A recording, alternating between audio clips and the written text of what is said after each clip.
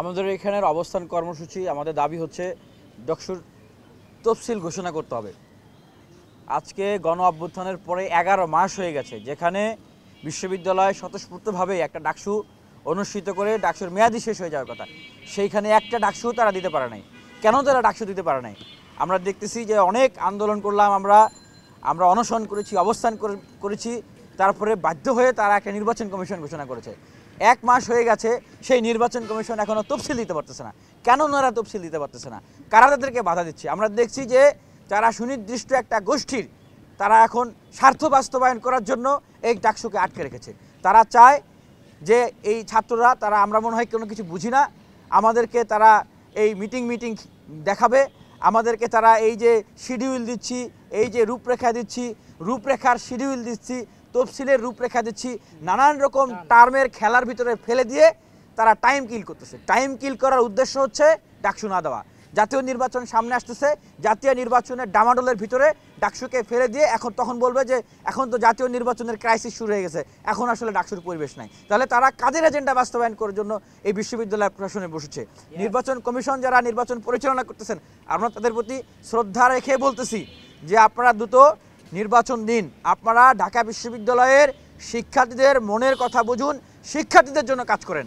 আপনারা অতীতে যেরকম আমরা দেখেছি ঢাকা বিশ্ববিদ্যালয়ের শিক্ষার্থীরা দলকানা হয়ে আওয়ামী লীগের তলবিবাহক হিসেবে কাজ করেছে।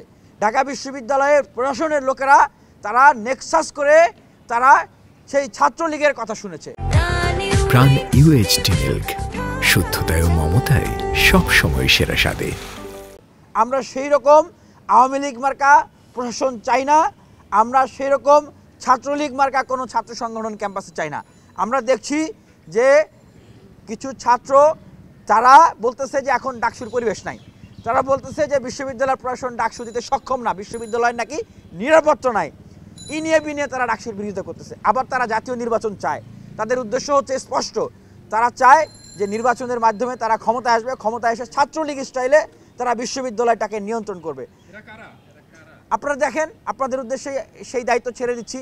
আপনারা যে ছাত্রনেতারা আজকে ইন্টারভিউ দিচ্ছে, সেই ছাত্রনেতাদের বক্তব্য নেন, তারা কি বলে। যারা বলবে যে ডাকসুর পরিবেশ নাই, বিশ্ববিদ্যালয় নিরাপত্তা দিতে ব্যর্থ, এখন তাদের প্রতি প্রশ্ন রাখতেছি যে বিশ্ববিদ্যালয় পরিচালনা করার কেবলমাত্র দায়িত্ব কি শুধু প্রশাসনের? এই কয়েকজন প্রশাসনের লোক তারা কি বিশ্ববিদ্যালয়কে পরিচালনা করতে সক্ষম না? এজন্যই এই কেন্দ্রীয় ছাত্র সংসদ এবং হল সংসদের নির্বাচন, এই যে 269 জনের মতো নির্বাচিত প্রতিনিধি, তাদের কাজ কি? তাদের কাজ হচ্ছে বিশ্ববিদ্যালয় প্রশাসনের সাথে বিশ্ববিদ্যালয়ের শিক্ষার্থীদের একটা সেতুবন্ধন তৈরি করা।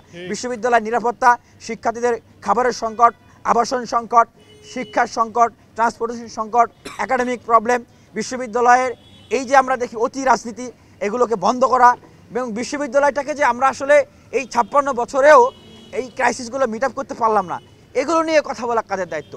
এবং এই বিশ্ববিদ্যালয়টাকে আমরা অতি রাজনীতি দেখেছি, আমরা ভায়োলেন্স দেখছি, এবং আমরা সামনে আশঙ্কা করছি, আমরা দেখছি যে এই ডাকসুকে বানচাল করার জন্য বিশ্ববিদ্যালয়ে ককটেল বিস্ফোরণ করা হচ্ছে, বিশ্ববিদ্যালয়ে মিছিল করে যাওয়া হচ্ছে।